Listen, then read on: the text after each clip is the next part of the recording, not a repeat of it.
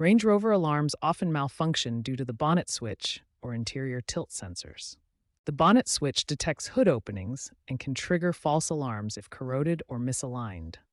Interior sensors detect motion inside the cabin, while tilt sensors monitor vehicle angle and may activate unnecessarily. Newer models use AI for fewer false alarms, but older vehicles from before 2018 are more prone to these issues. The most frequent problem is a failing bonnet switch, often due to corrosion. Resetting the system offers a temporary fix, but a full diagnostic check is recommended. Environmental factors like weather can worsen these issues.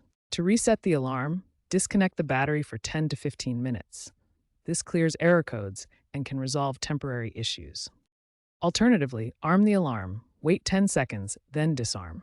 Repeat this process if the issue persists.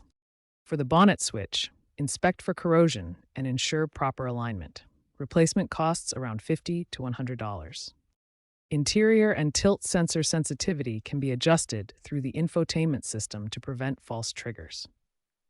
For persistent issues, firmware updates such as V2.5 for 2023 and later models can help resolve software-related problems.